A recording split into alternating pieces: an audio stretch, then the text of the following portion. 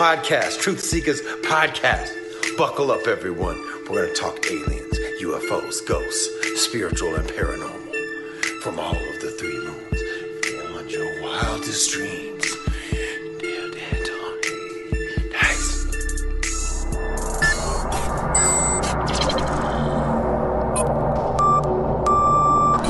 TruthSeekah and or its affiliates are not responsible for any strange phenomena that may occur during or after listening to this podcast, which may include the following: heightened senses of awareness, psychic abilities, UFO sightings, alien contact, time loss, out-of-body experiences, ringing in the ears, ESP, lucid dreaming, increased synchronicities, astral projection, telepathy, stronger intuition, levitation, miraculous healings, and or remote viewing.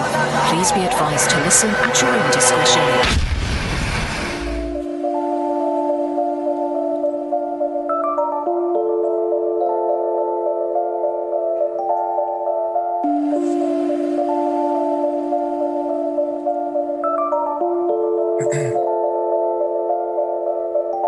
Won't you come and take me away? I just wanna be with you. Won't you come and take me away? To a place to walk on troubled seas, faith to stand when I don't believe. I just wanna be with you. Won't you come and take me away? I just wanna be with you. Won't you come? You are now locked into the TruthSeekah Podcast. Gargoyles, psychics, everything's ungodly. Dark savage. Streaming live at TruthSeekah.com. She's not a Christian.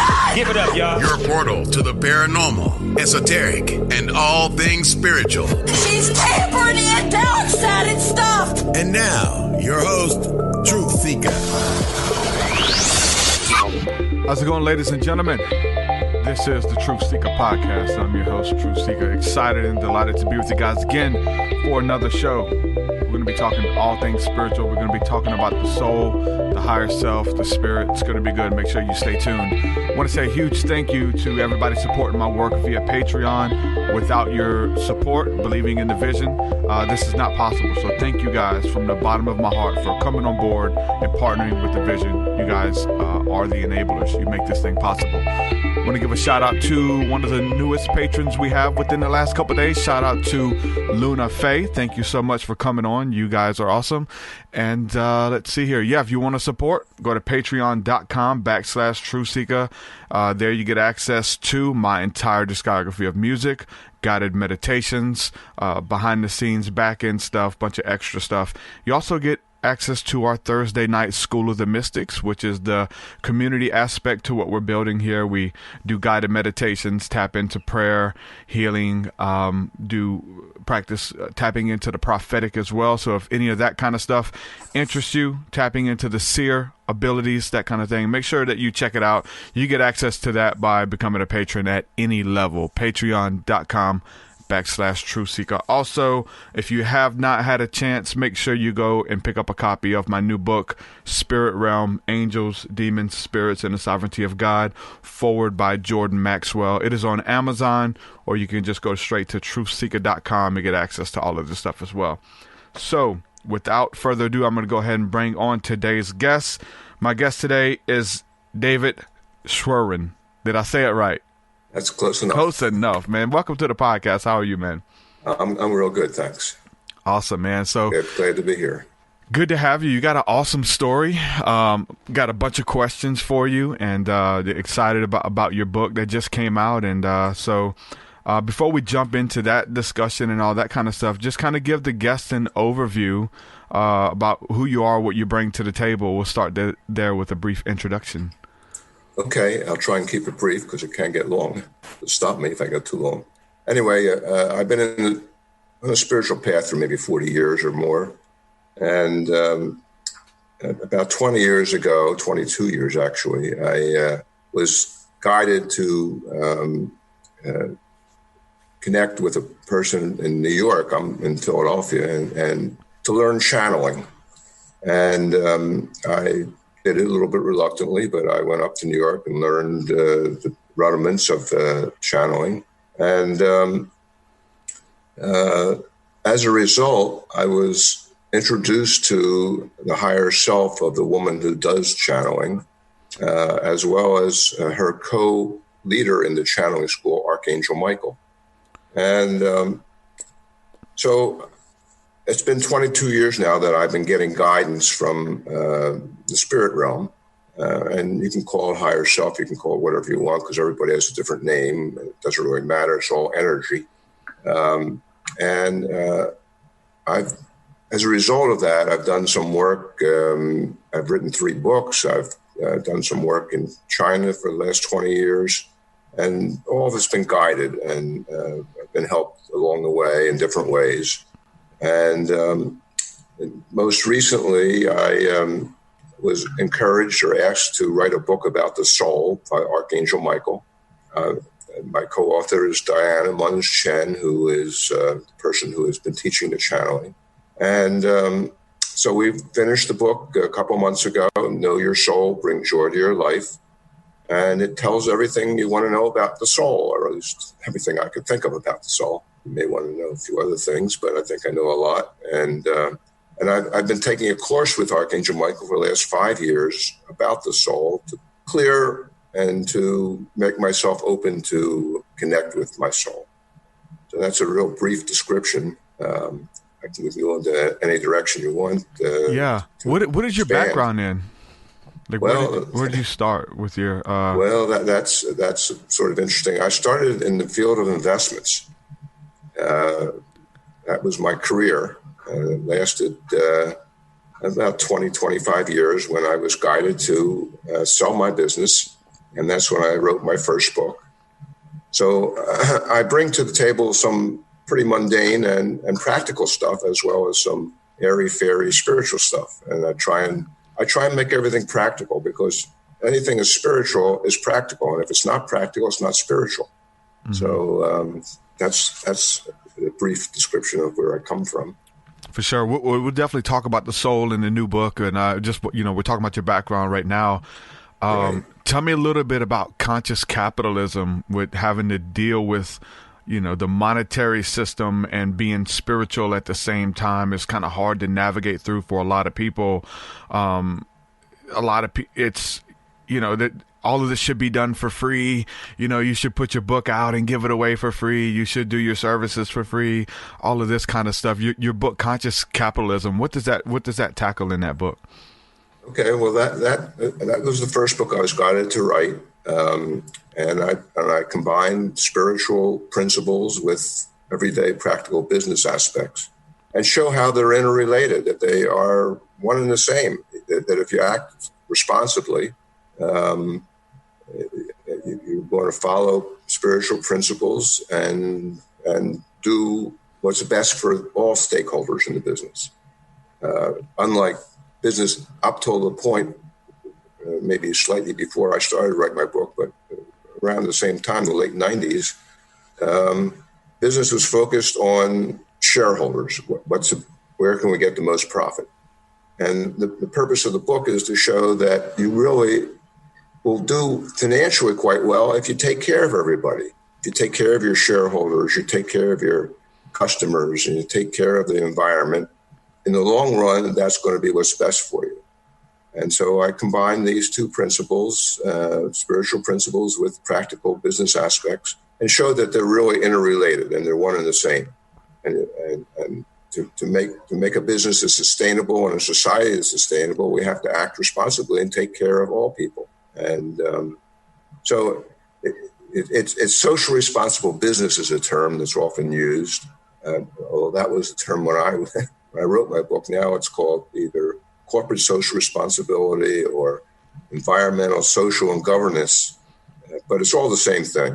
It's just acting, in a way that is we're all in this together, and we need to share the resources. That doesn't mean we give things away. You have to be sustainable. You have to make a profit to continue to exist and to pay your bills, but you don't have to make an excessive profit. And and share, because everything we get it is given to us. Really, we don't always realize it. Sometimes we're put in the position where things just fall into place and we make a lot of money.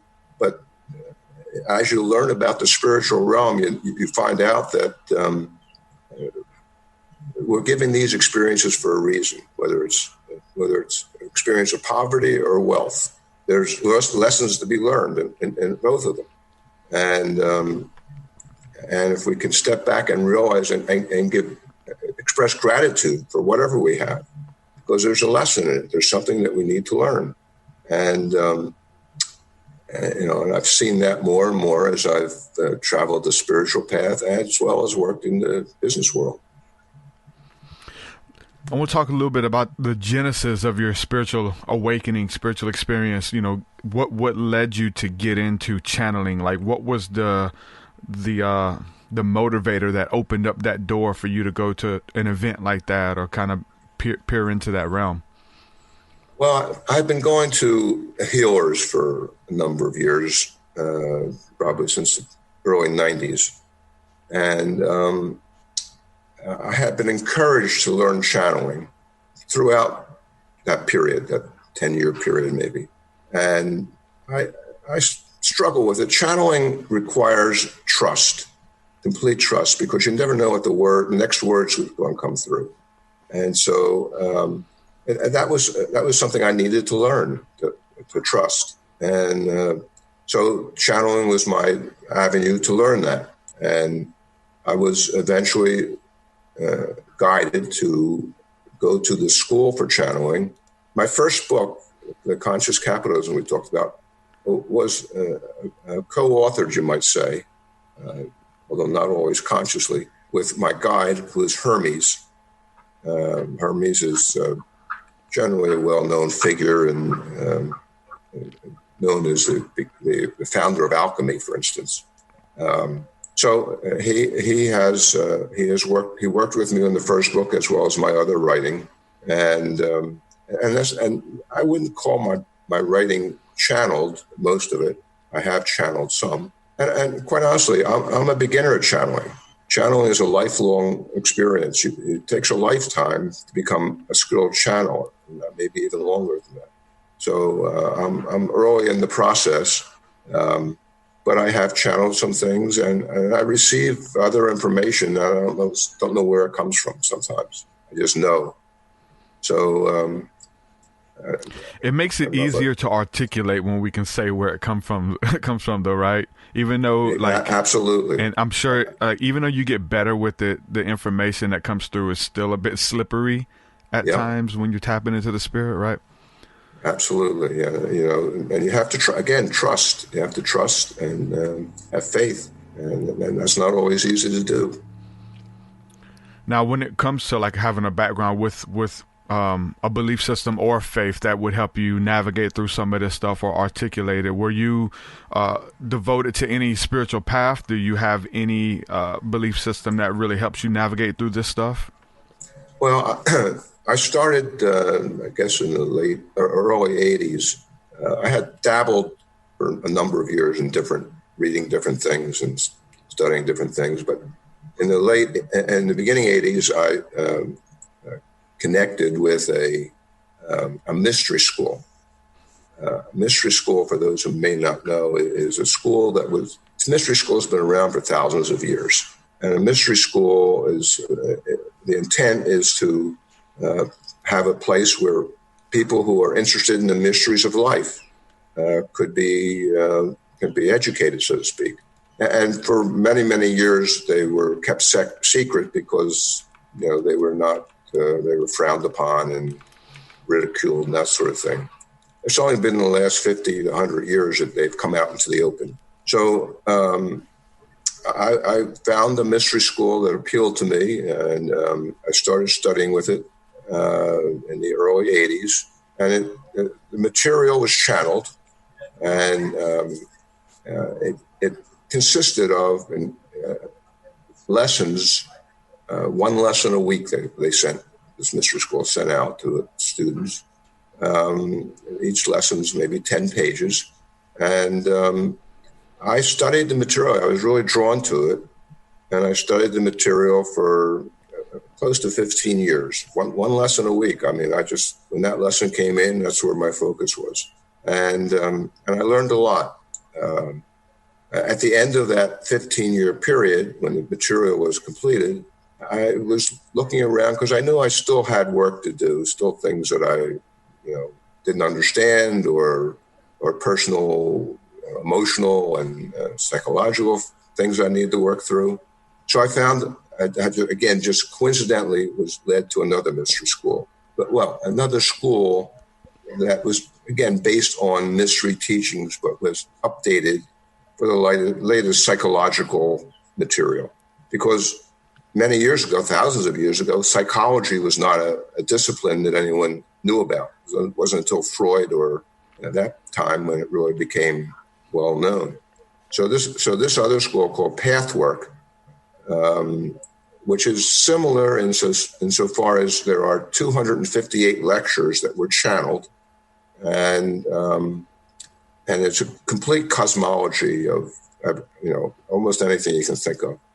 And so again, I went into that pretty in depth, and I've been studying it for the last 25 years or so. And that's the material. We haven't talked about this. I don't know if you want to, but that's material that recently I've tried to take to China because I don't know if you want to go into the China aspect. But yeah, we can. Okay. So my first book, Conscious Capitalism, was translated into Chinese and published in China in about 2000. And I was invited to go over there and began to give lectures. And the first lecture I gave was to the Communist Party school, a school where Communist Party leaders come back to get training.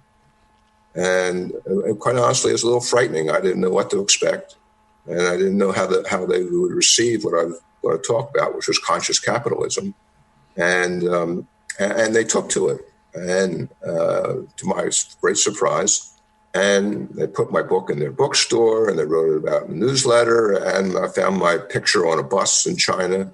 And the bottom line was that this idea of social responsible business, whatever you want to call it, has taken off in China. And, it's Chinese's own version.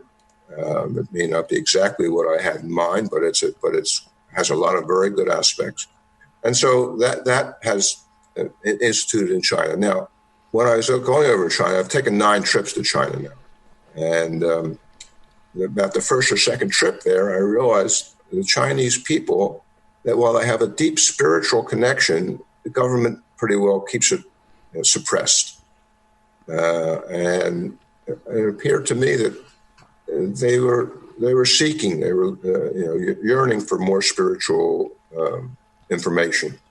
So after I had launched the conscious capitalism or the social responsible business material and gained some credibility because of it, I decided to try and introduce this Pathwork material. And I did that in 2005. I started it. Actually, I was initially told, my guidance was it was too early to start when I first had the idea. And then I have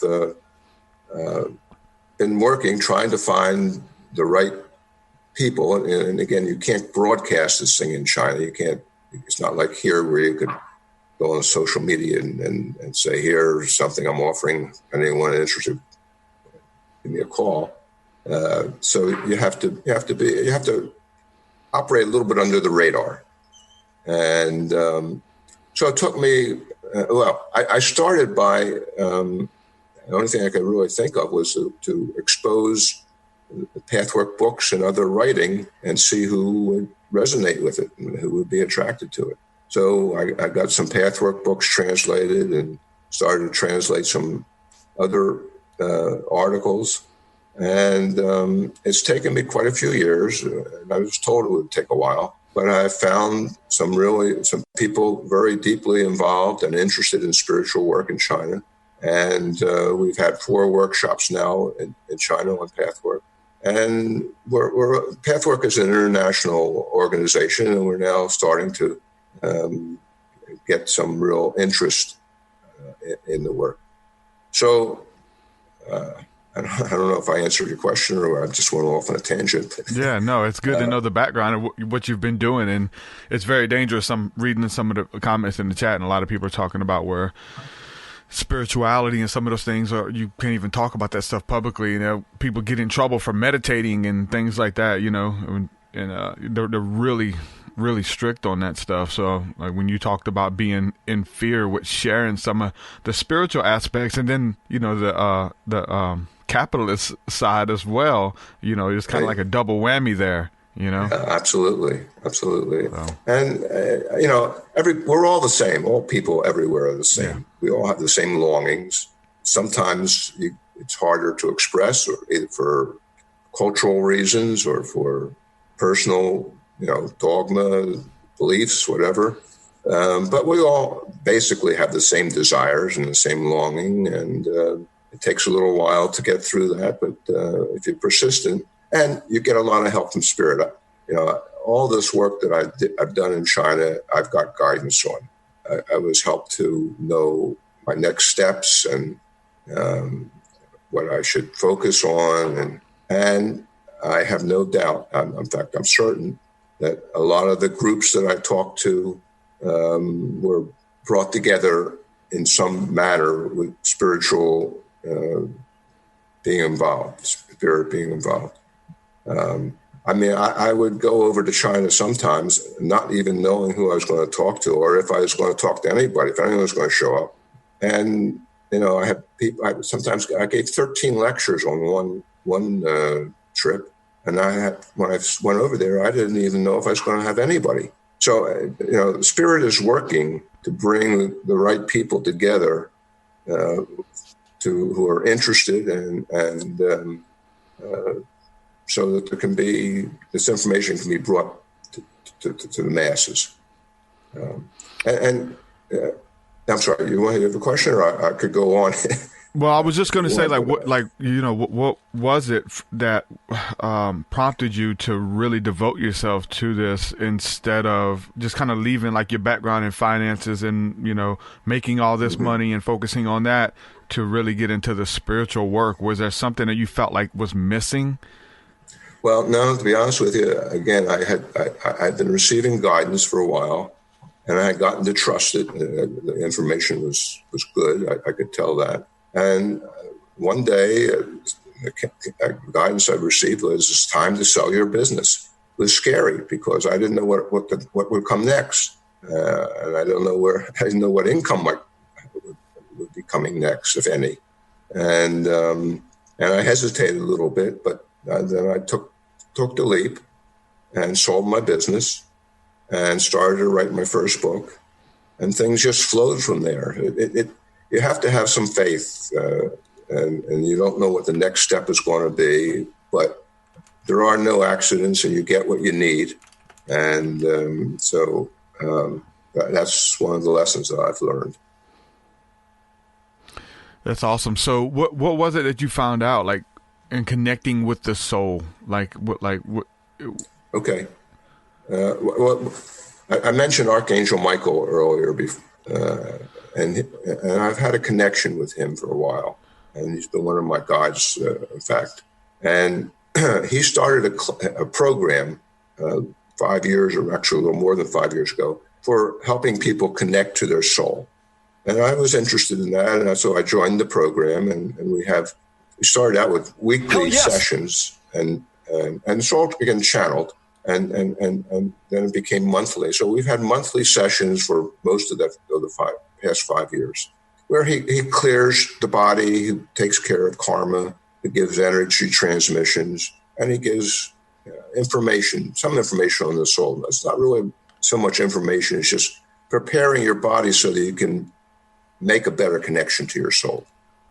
And so I've been taking that course for 5 years, as I said, a little more than that.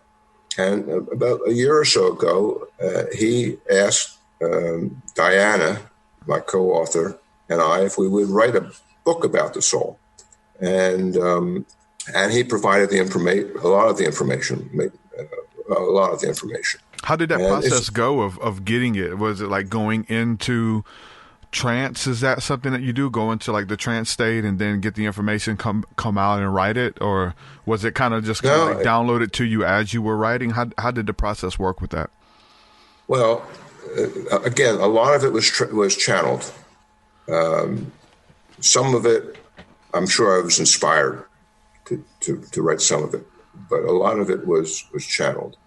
And whenever we had a question or we got to a point where we didn't know where to go next, we could always ask him. I mean, he's a wonderful energy, human being, not a human being. He's a wonderful being who's always here to help us. And in fact, just as an aside that just came to me, my last trip to China was when the U.S. and China were at loggerheads over the trade dispute, and this was back in late summer, and there was a lot of name calling going back and forth, and it was unpleasant, and I was a little nervous about having to go back to China again in that environment. And I asked Michael, I said, I'm a little bit nervous about this. And he said, he asked, when are we going? He said, don't worry, you'll be protected. So, I mean, we get a lot of help. Sometimes we're aware of it, conscious of it, and sometimes we're not. But one of the things I've learned that most people may not be as comfortable in knowing is that the universe is friendly. The universe wants to help us. We're safe. We're loved, and we're eternal. And if we know that, and the universe is trying to help us, it takes a lot of the fear out of life, which we all have. And so that's an important aspect. You have to come to the conclusion that the universe is friendly and help. Our soul wants us to grow and develop and to evolve. And so it gives us experiences that help us with that. Sometimes they stretch us and they're a little bit nerve-wracking. But if we can go with it, if we can surrender, that's one of the lifelong lessons that we all have to learn, is to surrender. To don't forget, the soul sees the big picture. We don't. Where is the soul? The soul. Okay. Well, the soul is all around us and within us to begin with. The soul is in the book. In the book, Know Your Soul, Bring Joy to Your Life. We have an illustration of the soul and what it's composed of.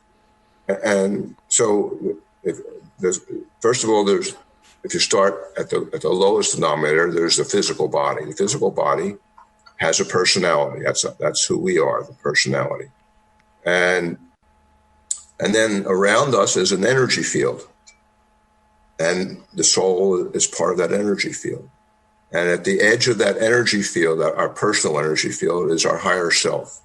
Our higher self is here to guide us and to mentor us. And that's what I've been getting for the last 22 years, mentoring by the higher self. And then if you go a little bit further out, there are other parts of the soul.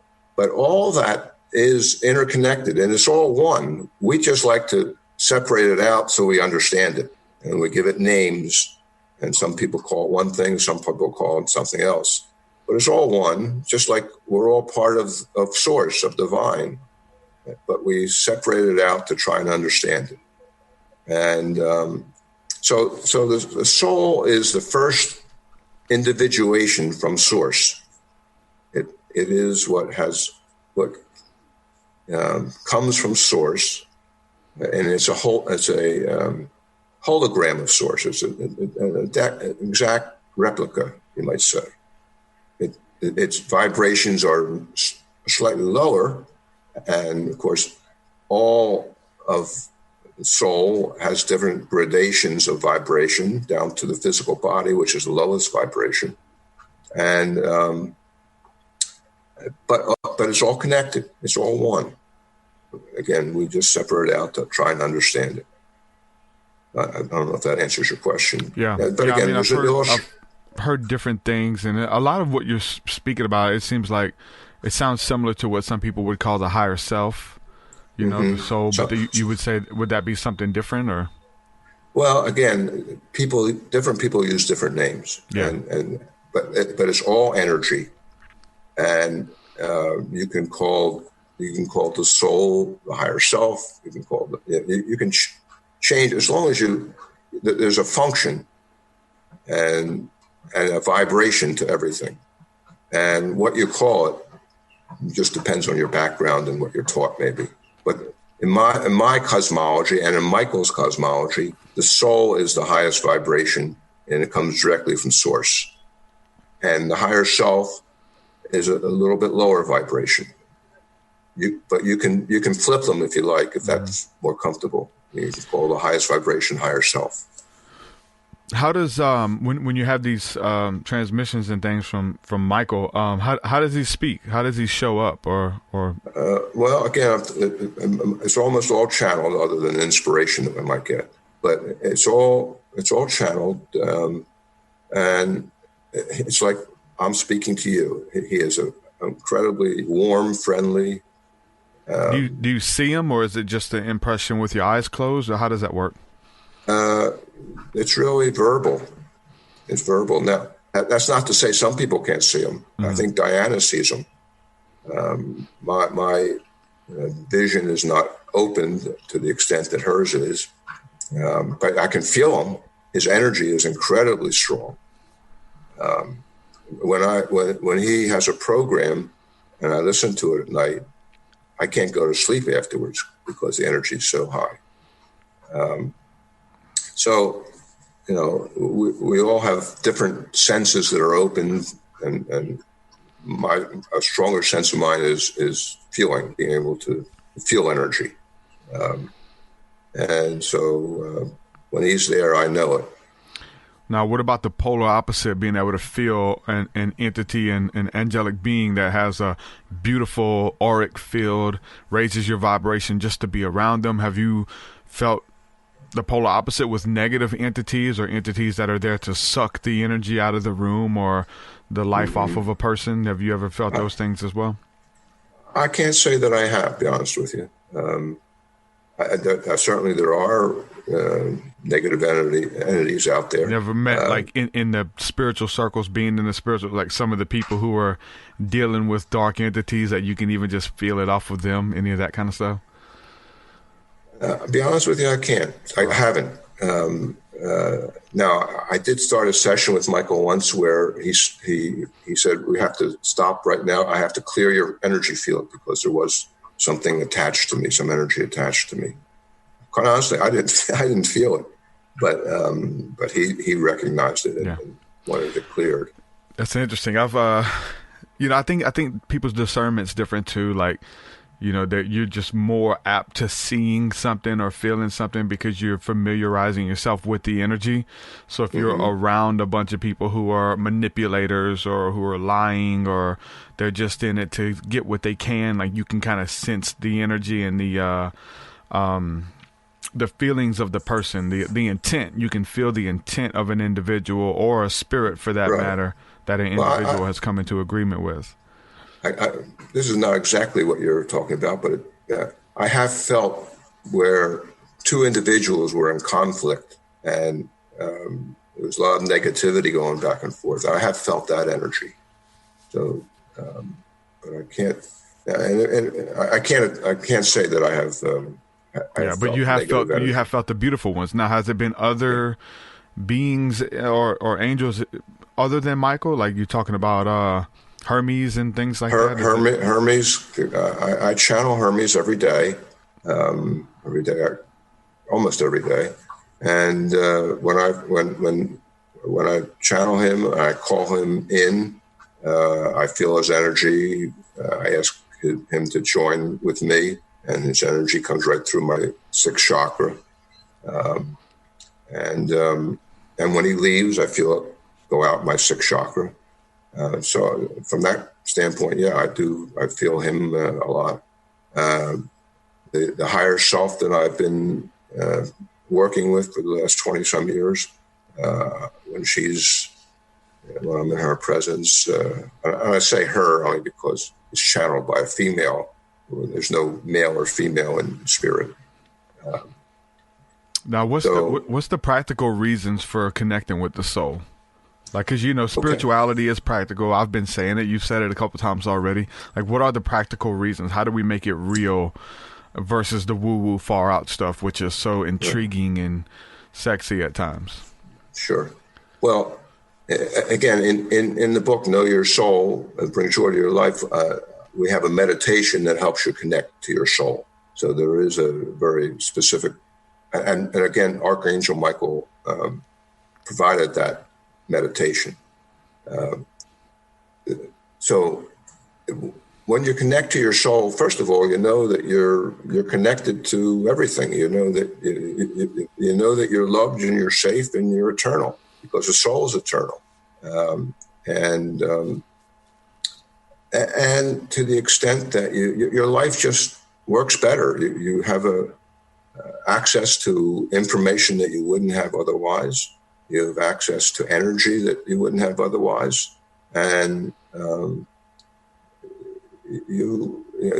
we all are here we all have a task, and we agreed to that task before we come in the body, and to follow that task through and accomplish it is something that our soul has asked us to do, in a sense.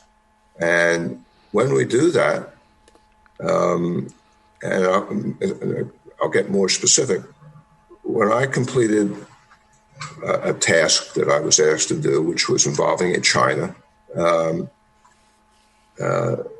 I got one day, I had a session, and very unexpectedly, I certainly wasn't expecting it, I was told that my soul had decided that my life should be extended. In other words, I completed my task, and normally when we complete our task, it's time to go back and regroup and get ready for something new. In this case, my soul, that wasn't my decision, but my soul decided that my life should be extended to do other work here while I'm here. It's called reincarnation in the same body. And it's something other people have experienced. I don't think it's widely experienced, but it's something that's not unique to me. And it's a process. It took me a year and a half or more to go through that process. And what happens is your energy system is first dissolved and then rebuilt with a new line of purpose, a new assignment, so to speak. And during my sessions with higher self, it was explained to me what was happening, which part of my body was being dissolved, and where a new energy was being created.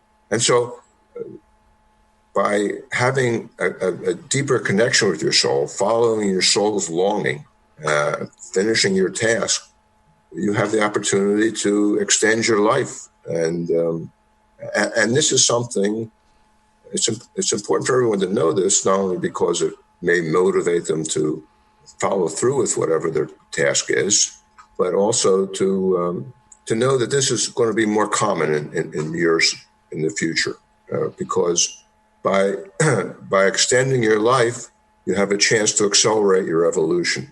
It speeds things up. You don't have to die and then come back again, which is it's a laborious process. So this is something that more and more people will be experiencing in the near future, because soul and spirit wants to accelerate our evolution, and this is one way to help speed things up. Do you think that have you seen over the last 20 years a like a spike or a boom in spirituality and people getting into spiritual topics, maybe finding an alternative to mainstream religions and things like that. Obviously in the 70s was kind of like a huge boom, and then 80s and 90s were it was there. But you think that now with the internet and Hollywood and things like that, people are looking at spiritualism as an option like never before?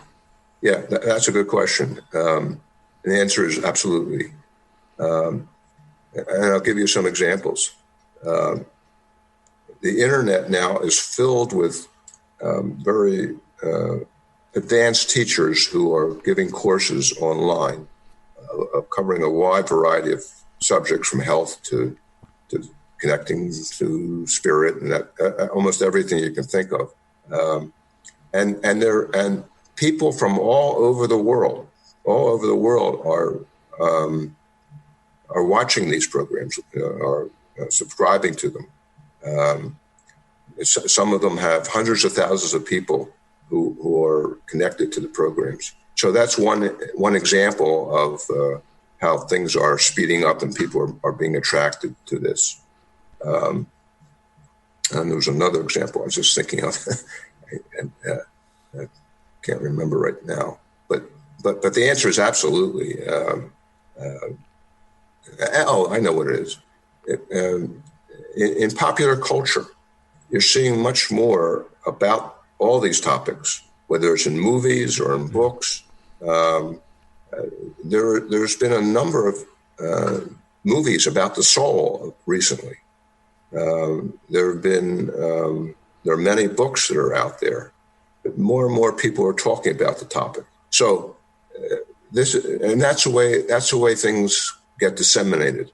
Often it starts in popular culture, and then from there, an example maybe is yoga. I remember when yoga first was brought to the West. First people poo-pooed it and said or acupuncture, and now it's become part of the normal course of talking about things. So it's growing exponentially.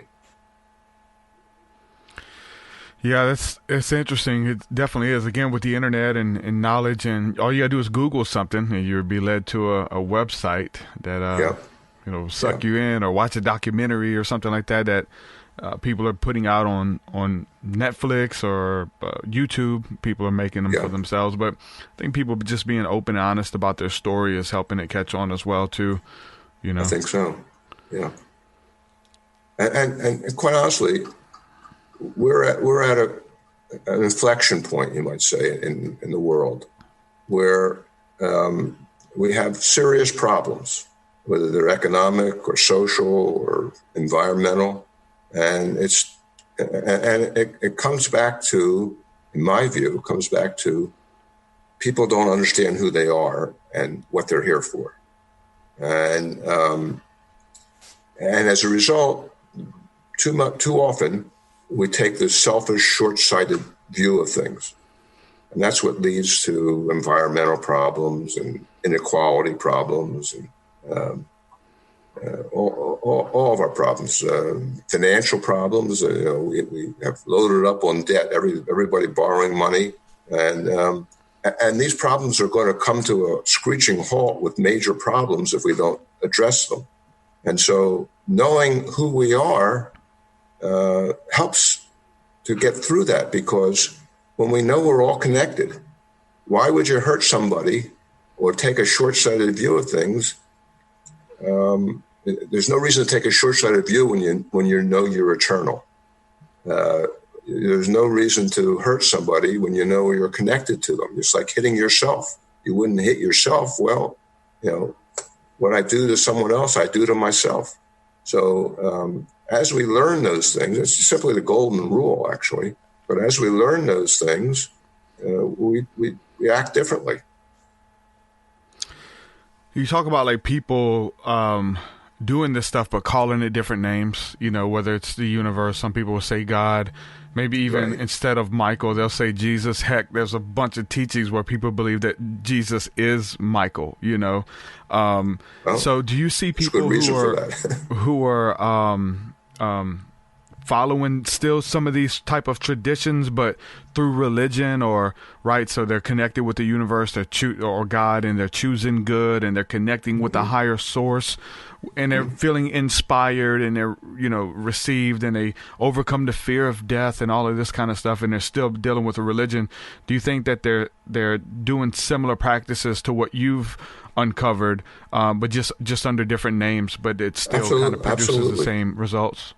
Yeah, absolutely. You know, we all have different paths. We're all unique, and we'll be drawn to what is right for us. You know, some people are right brain, some people are left brain, some people, you know, just resonate with artistic things, and they're all avenues. We're all helped in the way we need to be helped, and we all need different things. Yeah, that's good. That's good. Well, did your book, when did your book come out? The book came out a couple of months ago, and it's something that I think everybody will find useful, and it's challenging. You know, there are some challenges because some of the terms are not familiar, but but everyone has said it's well explained, and if you just simply take it step by step. And it's a very short book, but it has a lot of material that will be helpful to people. And so I've had very good feedback on it, and I think those in your audience would be very interested in the book. Know Your Soul, because here's the thing: know your soul, bring joy to your life. So I mean, you bring joy to your life because once you know your soul, you know that you're loved, you know that you're eternal, and you know you're safe. And what could be more joyous than to know those things? And the book will help you to see that. So I guess you could say knowing your soul is essentially knowing who you really are. Exactly, because you are part of a soul. And people have an identity crisis, and they just adapt to whatever's around them, almost like a chameleon, just to fit in. But they don't know who they are because their identity's lost outside of themselves. Right. When you know your soul, when you're able to go in and be comfortable in your own skin and your own beliefs and your own experiences, that's really where breakthrough happens, right? Absolutely. And when you know that, we can solve some of these problems, these problems, if they're not solved, they'll lead to a crisis. And a crisis is not as bad as it sounds because people tend to want they want the status quo. They don't want to change. All of us are like that, and to one degree or another. And a crisis forces us to change. So you want to know that you're connected to something that's eternal when you go through a crisis, because you know that's a very comforting understanding. But at the same time, we have to make some changes and very practical ones. That's where my practical side comes in. You know, we know that the environment is suffering, and that might require some sacrifices, and no one likes to make any sacrifices. Well, if we have a crisis, we won't have a choice. And it's unfortunate we have to do it that way, but sometimes that's the way things have to happen because people won't change unless they're forced to. So the information you're getting when you connect, you said it's practical information, and it's to help you. Is it just kind of like to get your own house in order, to kind of make better changes and be a better person? And what do you do to kind of collect that good karma, if you will, and be in good energy? Is it like inspirations like that you're getting? Well, the key to all this is to know yourself. And that means know some of the negativities you have. We all have negativities. None of us are perfect. Character flaws. You know, when you know it, you can make changes. You can You say, "Oh, I'm doing the same thing over again. I think I want to change," and you set an intention to change that. And it doesn't happen automatically. You have to keep after it. But as we all purify, so to speak, and get rid of our negativity, then the whole world becomes more harmonious and a place we want to live, rather than where we have conflict all the time and disharmony. So, but each individual has to do their own work. And as we all do our own work, things will change. We have to do our own work personally, and we have to do some work out in the world, which means we have to, take care of the environment, reduce inequality, get our financial house in order, stop, living beyond our means. Those things which are practical, but they're also needed in order to have a sustainable lifestyle here as while we're in our body. One thing I've always questioned, because you have a lot of people, and it seems like you were able to do this even before the spirituality came along, to be able to kind of navigate through life and be successful and things like that. For me, I use spirituality as well, like going into the spirit realm, getting inspiration and receiving downloads about, what I'm supposed to do with my life and stuff and how to do it. Some people are just good at that without even tapping into the spirit realm at all, or using these terms that we're talking about. And I wonder, are they doing it as well by default, but they just don't put any woo-woo in it? Is it just how their mind is hardwired to kind of the imagination or work ethic and things like that, and being faithful with what they're given, those kind of things? Well, a lot depends on our conditioning.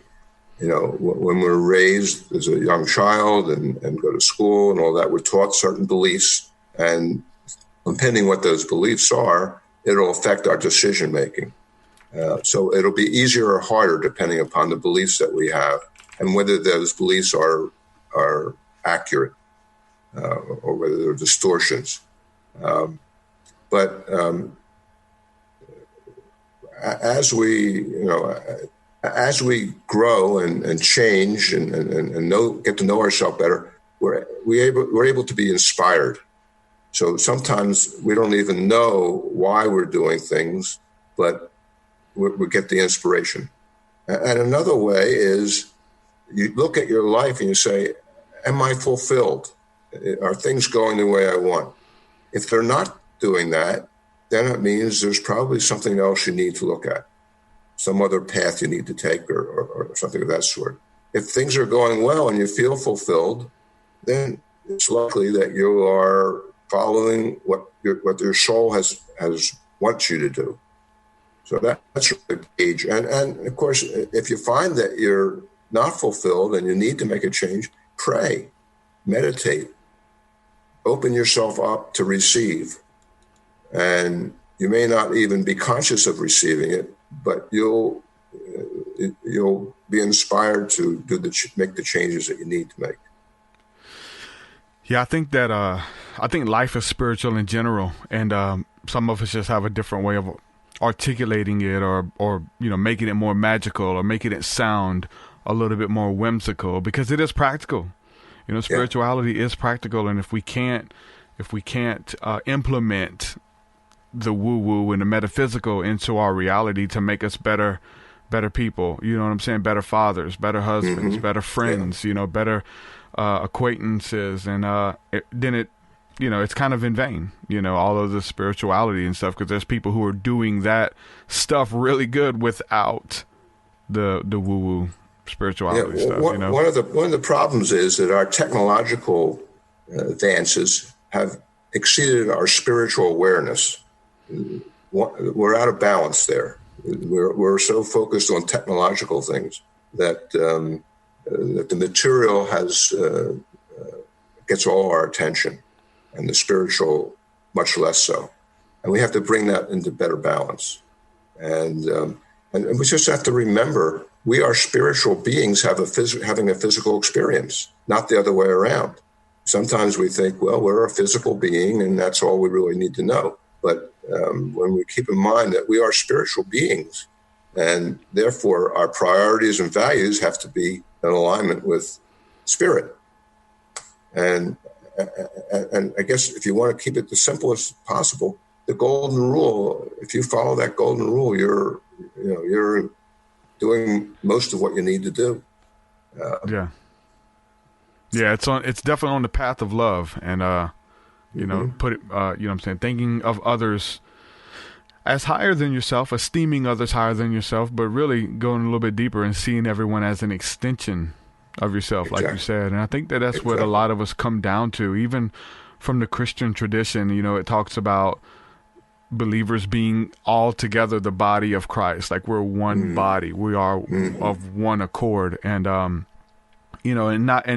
for the body not to harm itself, and not to and understand that a body has different functions, legs, eyes, ears, toes, feet, and not being mad at the other parts of the body because it doesn't look like you, it doesn't operate like you, and really understanding what that is as a human race, and how we are all connected to the same body, and being able to appreciate what everybody brings to the table.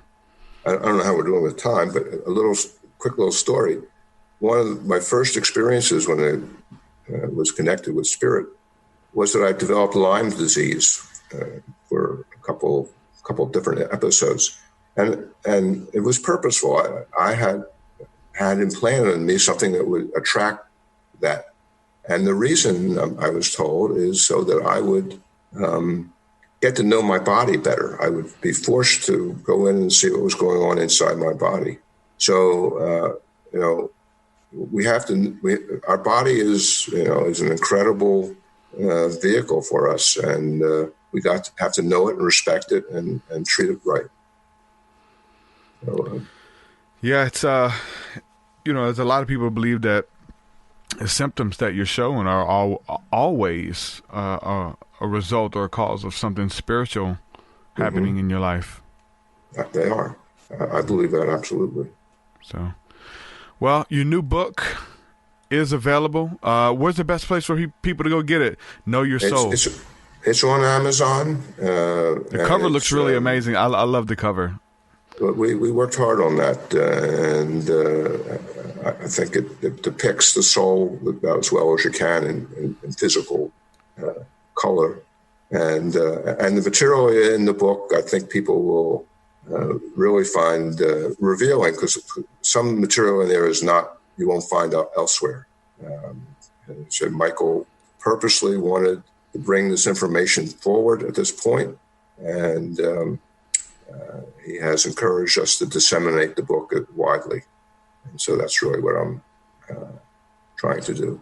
Awesome. So you can go to get that on Amazon. Know Your Soul by David Schwerin. Schwerin, did I say it right? Schwerin. Whatever you say.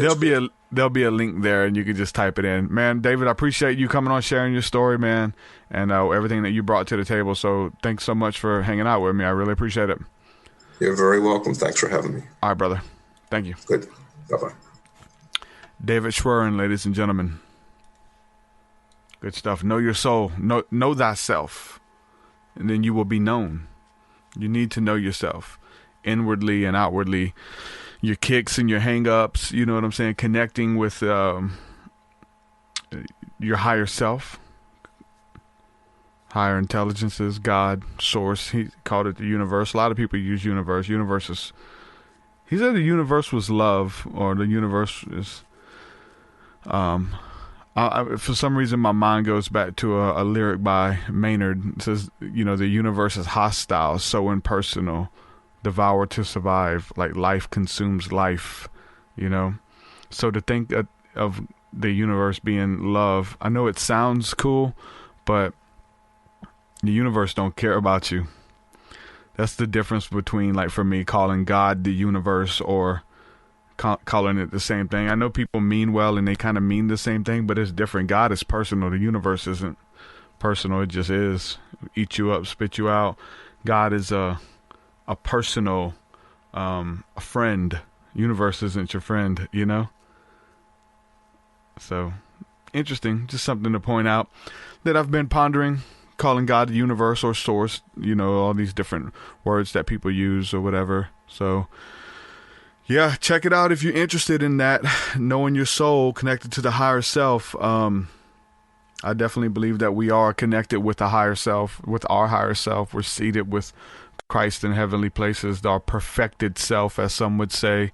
I know Gil teaches on that, the engaging with your perfected self.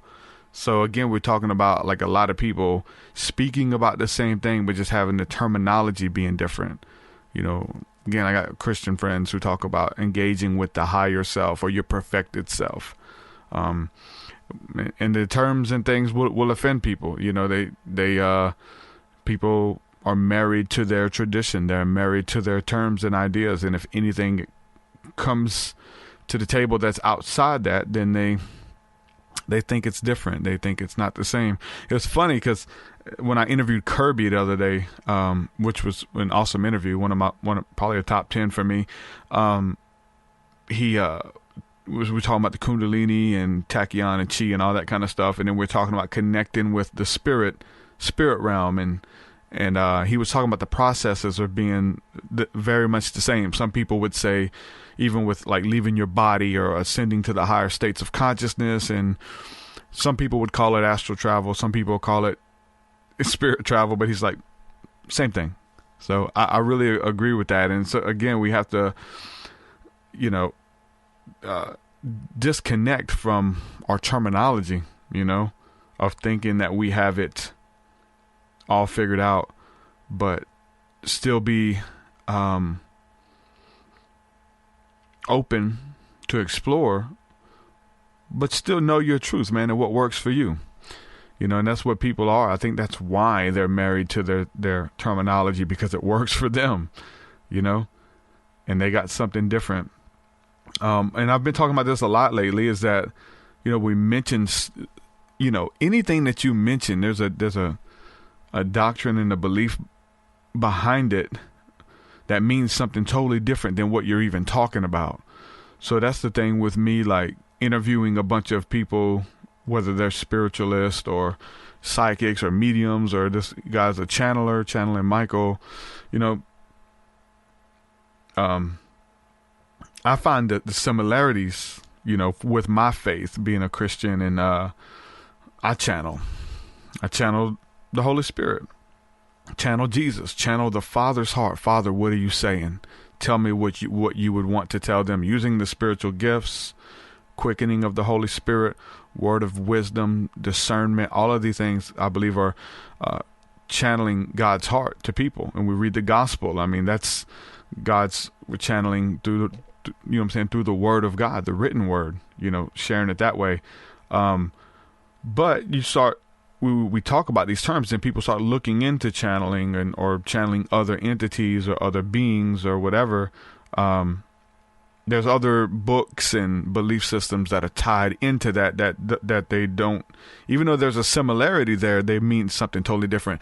And I know that that's definitely with some of the taboo stuff, and I've always pointed this out with, like, you know, the stuff that I interview with these people. Same thing goes for the Christian terms too. You know, you mentioned there was somebody sent me this guy the other day. They want me to interview him, which he just went live I'm trying to set it up where we can do a live stream. His name is Doug Wentz, and our schedules don't really work out, but he did a live stream talking about how there's just so many different understandings of what Jesus is, right, or what God is. You know, he really brought it to the table, and he showed it in the Bible, like how, like, Paul, you know, had a different Jesus as Peter, and they had all these different ways of doing things and what Jesus meant and what they thought he meant and things like that. And you definitely see that in Christendom. You have some people who say, well, God told me this, and then the Holy Spirit told me that, and there'll be like polar opposites of what was okay. You know, like God told me it was okay to smoke weed, or God told me it was okay to, you know, drink on the weekends or whatever. I mean, you hear all kind of crazy stuff that's just out of this world, especially in the churches. And you got people who are talking about God told me to start this, God told me to do that, and it doesn't pan out. They don't see it through. So it's like every thought that comes to their mind, they put God's name on it as a seal of instant validation. I mean, if I don't know who you are and you wrote a book and it was channeled by Michael, then it's like an instant validation. You know, I literally got an instant validation because Jordan Maxwell wrote my foreword. That's an instant, validation. People see that name and buy it. I've sold a lot of copies because people want to know what Jordan Maxwell wrote in my book, and then the fact that he endorses it. Okay, so that's an instant validation. It's a thing. So especially when it comes into the term of channeling, and putting God's name on it, especially if you're still learning and you're young in the faith and someone says, God told me this, like, I'm going to give my ear. Oh, God told you that? Oh, wow. And I'm just kind of like blown. But you see that people just throw God's name on any and everything. And, versus, I came up with this. I studied really hard. I put these teachings together. You had to say, no, the Lord gave it to me, or I downloaded it from heaven, or angels came to me and brought these tablets. I mean, Joseph Smith, Paul, I'm an apostle of Jesus. Jesus knocked me off my horse and had this encounter. All of these religions, these major religions, are like founded upon some type of angelic encounter where it's an instant validation. It wasn't just they had a epiphany and came to this understanding. They have to kind of say it came from above, come from heaven or from an angel that brought them this information, because it'll get the lay people to believe. It's really interesting when it comes down to that. But the terms and ideas, again, we talk about the Holy Spirit or Kundalini or whatever this stuff, like, so some of the taboo stuff, even though it's the same thing in our mind, energy is energy, the euphoria, the presence and beauty that comes with it. Somebody will look it up and look into that and get into it, and they getting into stuff that's way like deep, and people are lying about their stories, and then they have other doctrines on how to engage with it that is just not godly. It's just demonic in nature, but they've kind of taken a piece of maybe what you've said and they've looked into it for themselves, and they're off on some weird whim in another cult. You know what I'm saying? I've seen that, and I've had to kind of, try to correct course a little bit, and let people know, even on here, that just because I interview people doesn't mean I believe that they're telling the truth. I'm in this, the whole time I'm like psychologically evaluating people while I'm interviewing. And I know you guys are too. A lot of you are. I know Chris Garner, my good friend, like, he's definitely doing it. We chat back and forth. Good friends, like, wanting to see, why do people believe what they believe? What did they go through that? And there's a lot of similarities. You're talking about the pieces of the puzzle that begins to formulate a picture. A lot of similar. Trauma is a huge one. Trauma is huge, what that'll do to an individual.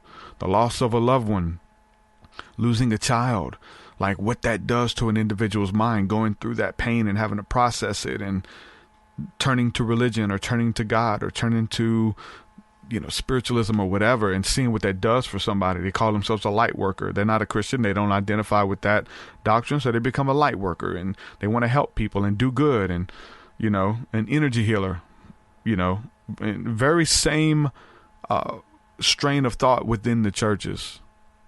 Someone who starts getting in the church, and they want to help, and they want to serve, and they want to make a recompense for their sin. And the Bible talks about bringing forth meat worthy of repentance. Look, let me show you that I'm sorry.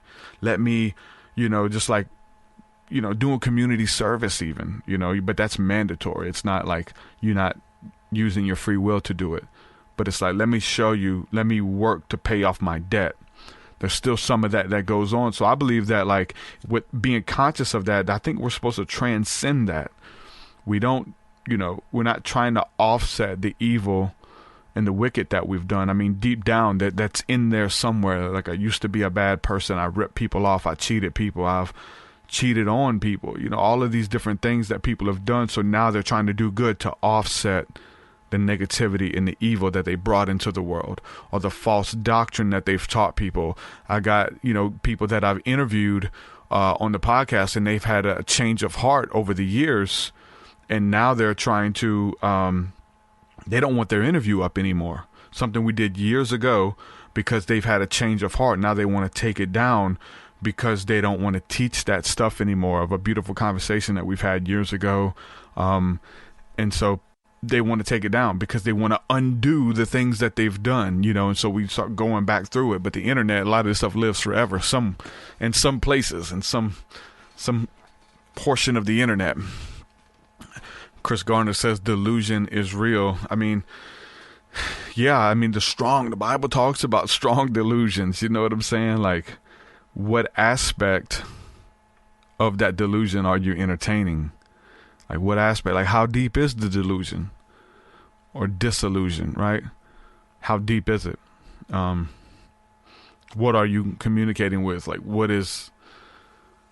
I'm more of a skeptic, man. Even though I believe in a lot of this stuff, I have to approach it. I think there is a healthy skepticism that we all have to have with any and everything, and judge the fruit of it. Like what your belief system, what is it manifesting in your life? What type of person are you? And don't ask me, don't ask my friends, don't ask followers or people who are fans or your audience. Ask their family, man. Like, see what kind of person they really are behind closed doors, because there's some, like, cameras and microphones and stages and all of that stuff. You can be disillusioned for real when it comes to that. Again, I had people who worked for like TBN, good friends of mine, and they told me that's how evil and bitter and mean some of my favorite televangelists were. And all I got to see is when them lights, camera, action hit, hello, praise the Lord, beloved, praise the Lord, everyone, and dropping crazy biblical knowledge and blowing your mind with the scriptures. But behind closed doors, these people were short with people. They were demanding. They were, they were mean. They were bitter. They were yelling at people, and you just catch little glimpses of stuff, and you're like, wow, okay, that's the kind of person you are. So if that's the kind of person you are, I really don't care what you got to say. I don't care what you have to offer. If that's the fruit of it, the type of person that you are, your character doesn't match up to the stuff you're talking about. I want to know the character. I want to know if you're in there for, like, there's things that I'll lose you if you like. If you like left your kids, and you got a lot of ministers who don't even keep in touch with their kids, but they in ministry. You know what I'm saying? Like, they have kids from another woman that they just disowned, or they don't, pay child support. Like, it's I don't even keep friends in my life like that.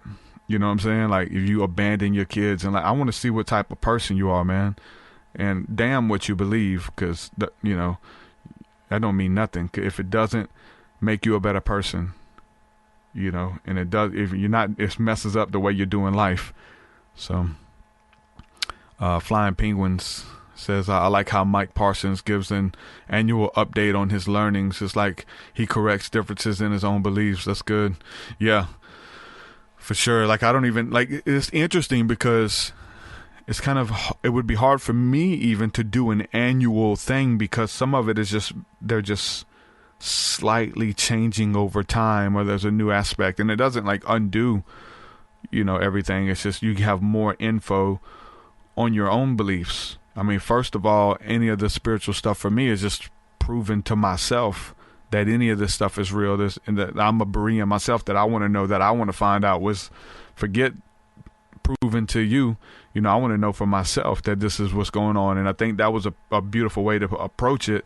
And it still is. You have to stay in that place of wanting to know for yourself, or wanting to know God for yourself, and a daily thing versus, 10 years ago, the Lord spoke to me on the Mount Sinai, or whatever the case is. Like, what has he said to you today?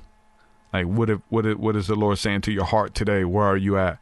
I'm a teacher. I break this stuff down. I teach it. Yeah, me too. But like, to stay in that place of being hungry for what God is doing, and ever increasing, ever learning, because we all are all learning and our beliefs are changing. That's why, I don't really fight people over a lot of stuff, because it changes and evolves. Chris Garner says you gain wisdom looking at all sides of the story. Yep. Yeah, you got to get the bigger picture, man, because everybody has their own take on what happened, Everybody has their own take on what happened. Adam says, but sometimes a marriage just falls apart because the partner may not be spiritual or religious, and the partner gets frustrated because you live Christ and the partner does not, or you love Christ and the partner does not.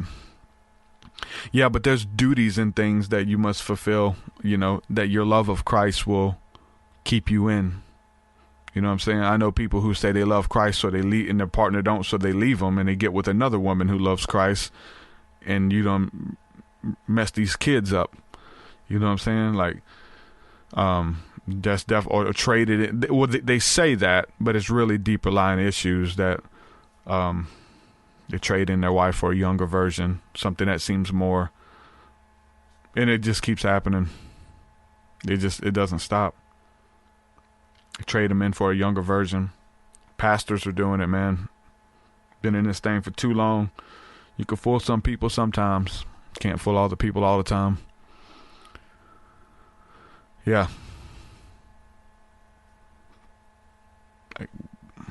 Should be practical. Again, I definitely agree with the man who said that. Your spirituality needs to be practical.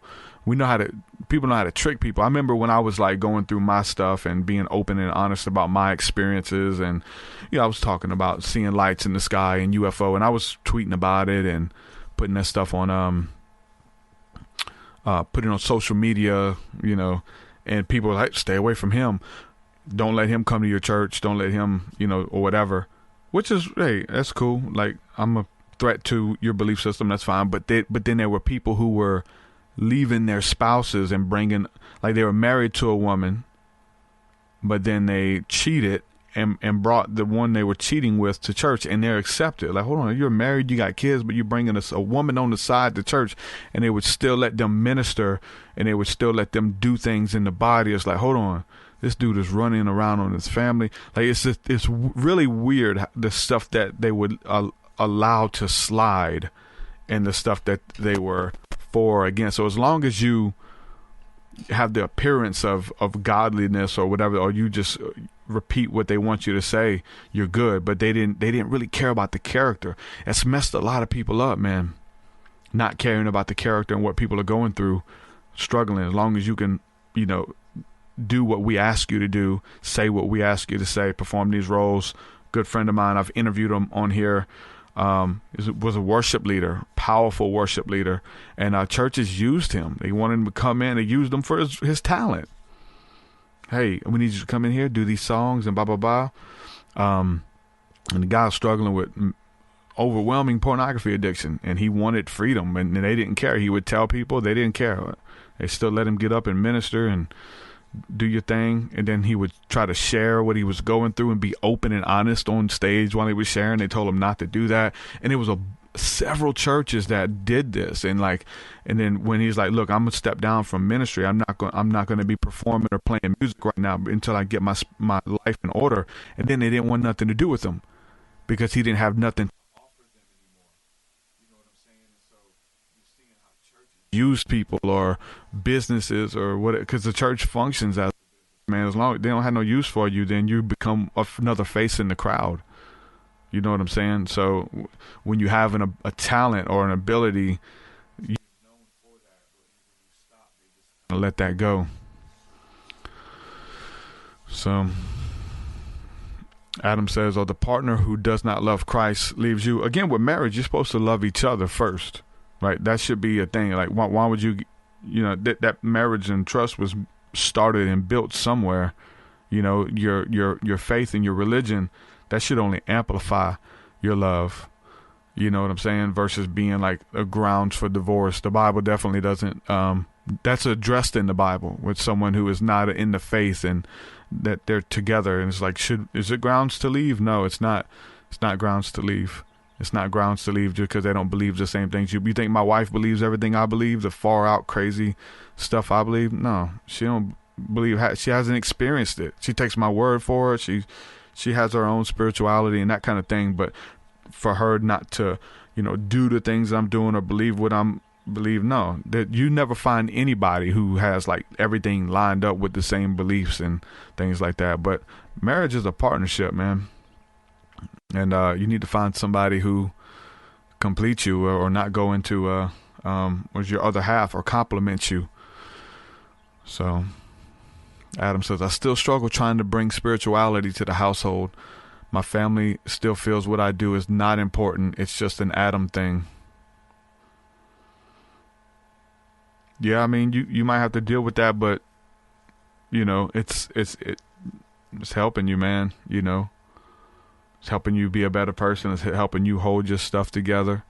It should help you, be present even in other areas. You know what I'm saying? Which can get hard, right?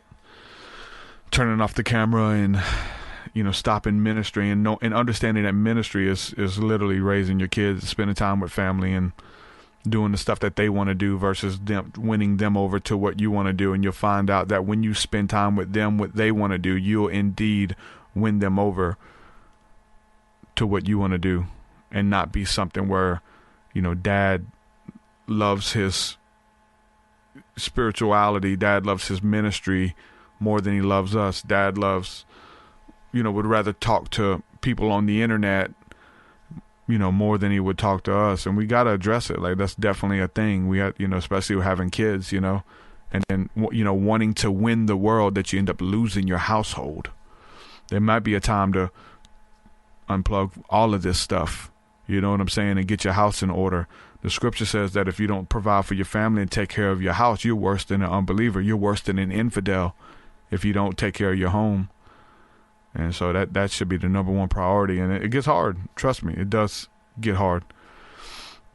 Shelly says, I'm the spiritual leader within my home. I try to walk it out, and it's the fruit that my husband sees that usually brings him into agreement with what God is teaching me. There's so many testimonies of a wife or a husband that had an unbelieving spouse, but they stayed faithful and continued to pray, continued to intercede in the quiet chambers, praying for their spouse, that God would reveal himself to their spouse.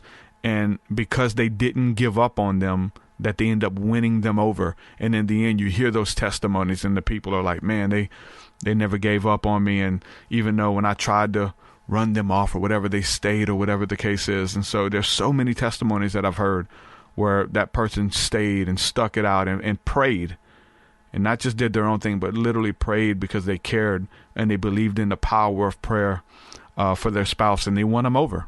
And you hear the testimonies. I heard someone say that people say, well, I fell out of love with the person. We just weren't in love. No, relationships change. Relationships evolve. You fell out of love with them. Well, you could fall back in love with them, that kind of thing, to stay together. Chris Garner says, I'd be dead or in prison without the balance my wife brings. Me too, for sure. Dead or in jail. Yep. It's good stuff, man. Practical. It's practical. You got to address it, man. Quit being a jerk. Quit being selfish. That should be some of the things that spirituality brings. And I know that it's in the Word of God. That thing cuts you to pieces, man. It's sharper than any two-edged sword. God will cut you to pieces with the Word as you spend time in it with an open heart. Not to teach. Like, you can't go into it like, okay, let me get something to teach the people. I mean, that's good. You're going to get stuff to teach. That's just a given. But going in to learn for yourself, to seek God for yourself daily, into the Word and into worship, and it just puts you in this place where you're open. You become broken. You become soft like clay for God to mold you. Hence the fulfillment that you are the potter, I am the clay, and God is molding you. You have to allow Him to mold you. You have to become soft. You have to become broken so He can put you back together. And it's a daily thing. something that we engage with the Father with daily. And so if you don't, return to your first love, stir up the gifts of the Spirit, stir up the things that God has given you. Deb says, we can marry wrong. I married a narcissist.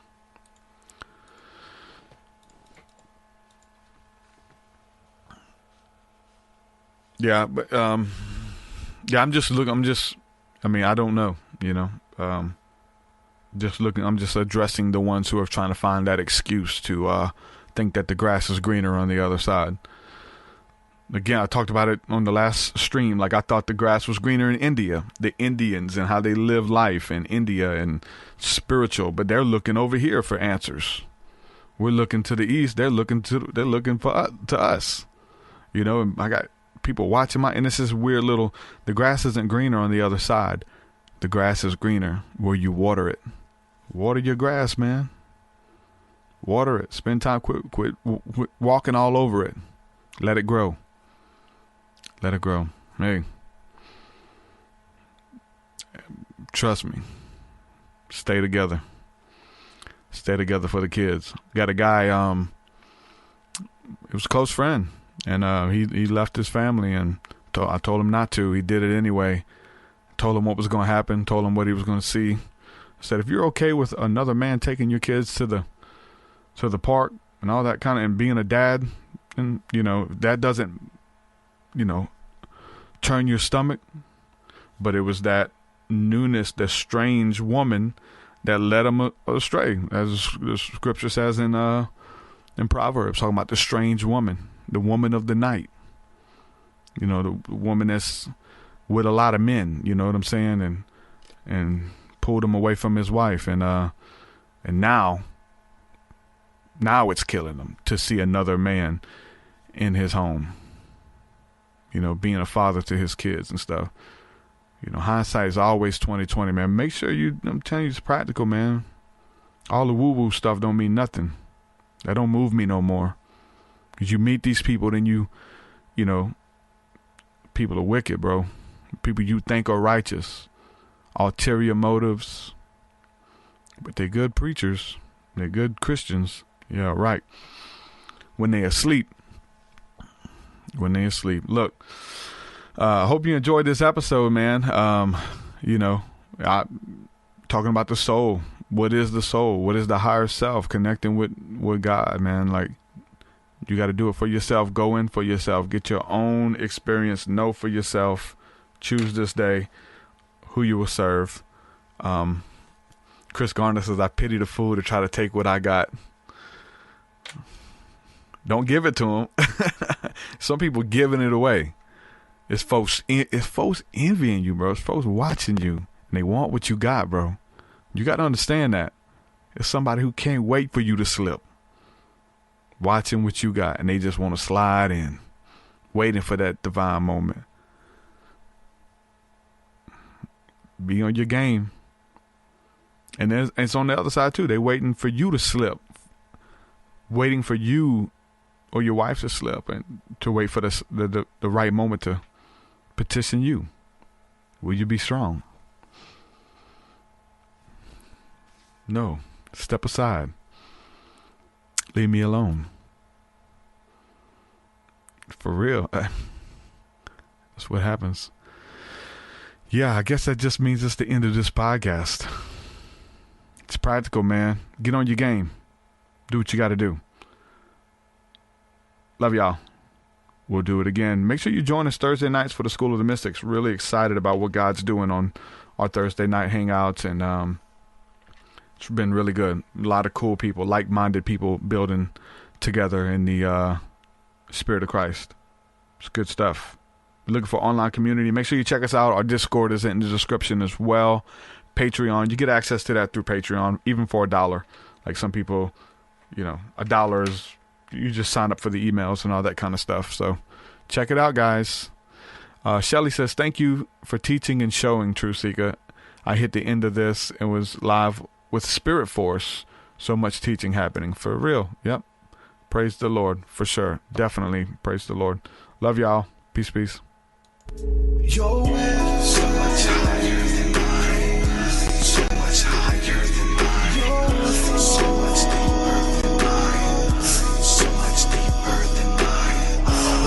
for this episode, folks. To hear more episodes of the TruthSeekah podcast, head over to TruthSeekah.com. And if you're wanting to support the show and get rewards, go to our Patreon page at patreon.com/TruthSeekah.